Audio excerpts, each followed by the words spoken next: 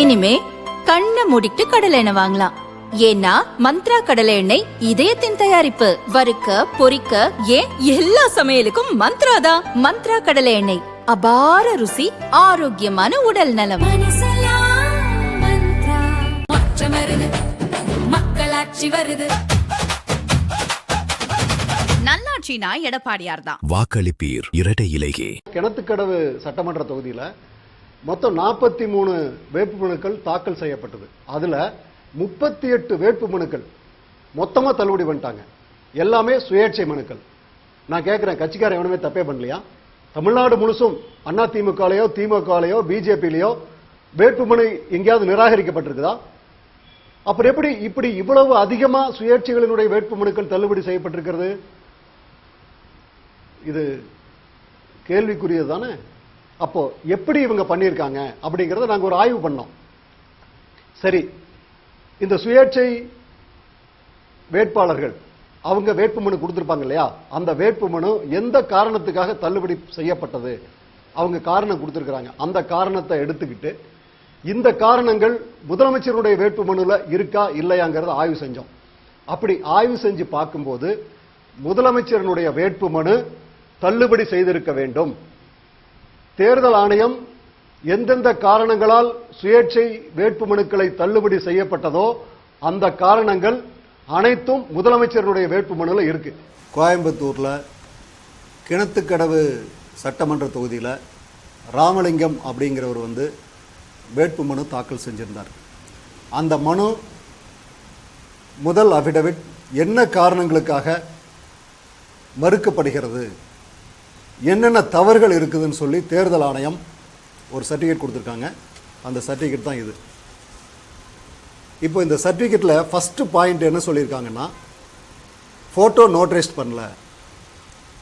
ரெண்டாவது, மூணாவது, நாலாவது பாயிண்ட்டு அந்தந்த இடங்கள்ல எல்லாம் தவறு இருக்கிறதா கொடுத்துருக்குறாங்க. அடுத்தது, ராஜ் அப்படிங்கிற சுயேட்சை வேட்பாளர் கோயம்புத்தூர் தெற்கு தொகுதி, அதாவது செந்தில் பாலாஜி தொகுதியில் வேட்புமனு தாக்கல் செஞ்சுருந்தார். அந்த வேட்புமனு என்னென்ன குறைபாடுகள் இருக்குதுங்கிறத அவங்க மென்ஷன் பண்ணி கொடுத்துருக்காங்க. அதாவது ஃபஸ்ட்டு 9BF, அதாவது எஃப்ங்கிற பாயிண்ட்டே இல்லைன்னு சொல்லியிருக்காங்க. ரெண்டாவது பார்த்தீங்கன்னா ஆல் பேஜஸ் சுட் பி நோட்டரைஸ்டுன்னு கொடுத்துருக்காங்க.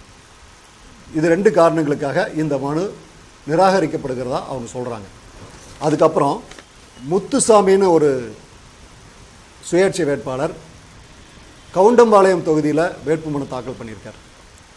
அதில் என்ன கொடுத்துருக்காங்கன்னா, 4வது பாயிண்ட்டு, நோட்ரி சர்டிஃபிகேட், நோட்ரியோட அந்த வக்கீலோட ரெஜிஸ்டர் புக்கில் இந்த நோட்ரி சைன் எல்லாம் எந்த பாகத்தில் வருது, எந்த தொடர் எண்ணில் வருது அப்படிங்கிறது எல்லாத்தையும் மென்ஷன் பண்ணி கொடுக்கணும். இது இல்லாததுனால ஒரு குறிப்பிட்ட காரணமாக இதை வச்சு ரிஜெக்ட் பண்ணியிருக்காங்க. சரி, இந்த காரணங்கள் எல்லாத்தையும் நான் பட்டியலிட்டேன், என்னென்ன காரணங்களுக்காக இந்த வேட்பு மனுக்கள் ரிஜெக்ட் செய்கிறாங்க அப்படின்னு சொல்லி. இப்போது அதே முதலமைச்சருடைய மனு எடுத்துகிட்டு வரேன். முதலமைச்சர் 2 மனு தாக்கல் பண்ணியிருக்கார். அதாவது முதலமைச்சர் 2 மனு தாக்கல் பண்ணியிருக்காரு. 30ஆம் தேதி ஒரு மனு, 4ஆம் தேதி ஒரு மனு. இந்த 2 மனுவிலையுமே முதலமைச்சர் அவருடைய ஃபோட்டோ அட்டஸ்டேஷன் பண்ணல.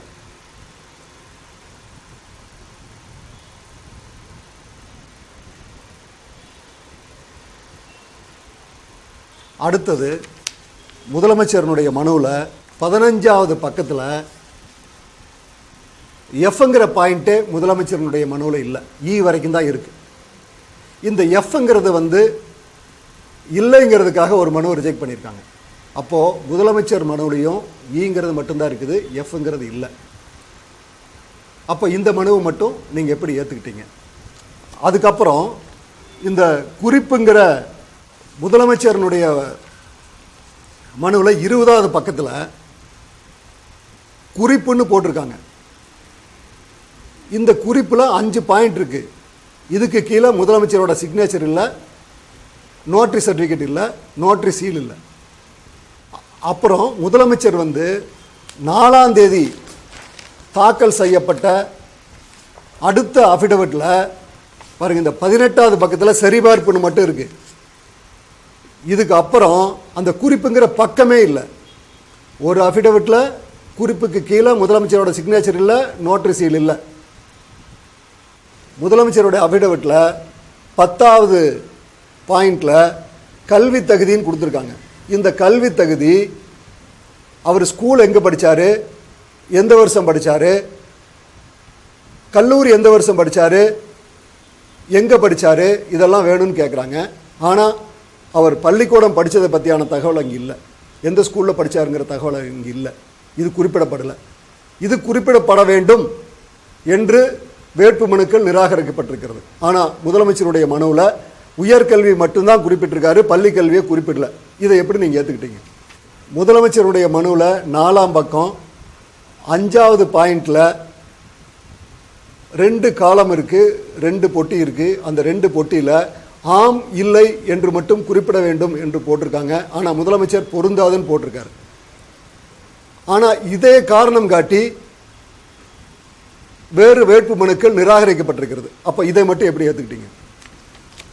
5வது பக்கத்தில் ஜி, அதுலேயும் ஆம் இல்லைன்னு தான் குறிப்பிடணும்னு போட்டிருக்காங்க, இதில் பொருந்தாதுன்னு போட்டிருக்காங்க.